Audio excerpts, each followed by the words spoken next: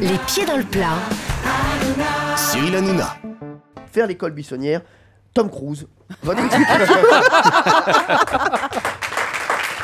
Alors, ça a un rapport avec l'horticulture et les écoles d'horticulture, d'où le terme école buissonnière. L'école buissonnière, c'est les cancres, hein, c'est des enfants qui vont très peu à l'école, qui ratent les cours, qui sèchent les cours.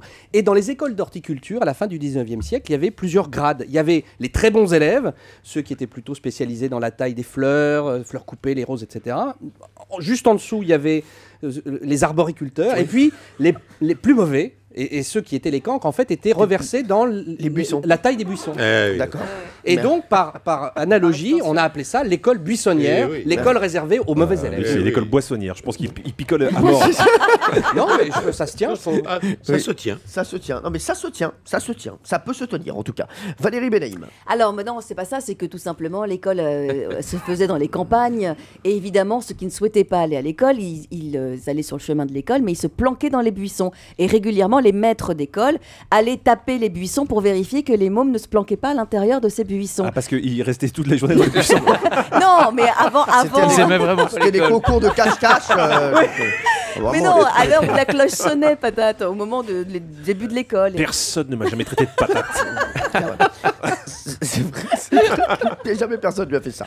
Alors, c'est l'explication de Valérie Benaïm. Alors, Pierre Bellemare, est-ce que vous avez une explication? Est-ce que vous voulez qu'on fasse d'abord le tour de tout le monde? Oui, je vous donnerai la bonne réponse à la fin. Voilà, c'est ça. Oui, et vous allez piquer un petit peu partout. On connaît votre technique.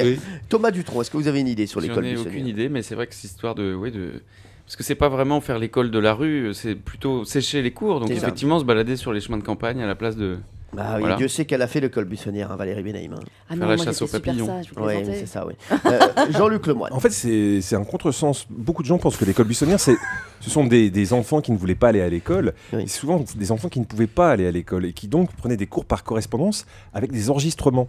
Et c'est pour ça qu'il y a eu l'école Buisson. Au 19e. Comme Patrick Buisson. Au 19e. C'est les enregistrements, en fait, c'est l'ancêtre des cours par correspondance parce qu'on enregistrait en douce les cours qu'on redonnait à ses petits camarades.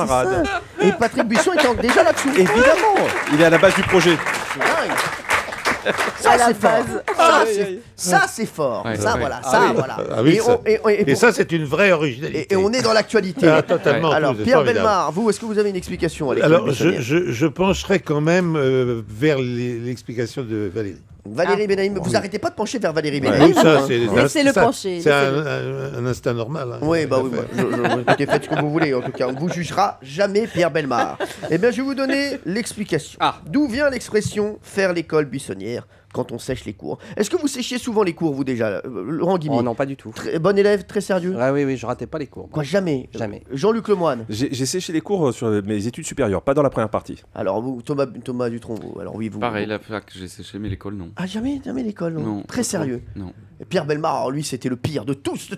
Ah oui, je séchais beaucoup. Non, c'est vrai? Oui, beaucoup. Non. Oui, vous faisiez quoi? J'imaginais pas ça. Ah ben, on avait des épreuves, il fallait passer des épreuves. Par exemple, il fallait pas passer sous un pont de Paris, mais par-dessous. Vous voyez ce que je veux dire? Par les ferrailles qui sont en dessous, qui vous permettent de progresser, de passer d'un côté à l'autre. Oui. Parce que quand vous cassez les figures dans la scène en permanence. Et donc vous faisiez ça au lieu d'aller en cours? Oui, on s'amusait à des bêtises de ce genre. Oui. D'accord, très bien, merci. Vous voyez comme quoi, Pierre Bellemare n'est pas l'homme qu'on croit. Hein. Non, c'est l'homme qui tombe à pic. Oui, exactement. Et je rappelle pour ceux qui nous rejoignent sur Europe 1 que Pierre Bellemare a ramené le prompteur en France et qu'il fait l'amour sous la douche, il nous l'a dit. Alors, d'où vient l'expression faire l'école buissonnière? Cette expression vient de l'allemand et père du protestantisme, j'ai nommé Luther. Bien sûr, voilà, il est fort quand même, Gibi. Au milieu du XVIe siècle, les prêtres luthériens avaient des difficultés pour prêcher leur nouvelle religion en public.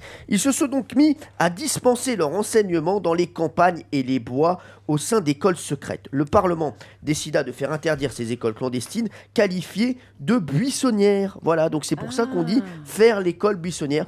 Autant dire que tous... Faire l'école dans les bois. Donc. Exactement, tous autour de la table, vous étiez extrêmement loin. Oui, c'est vraiment...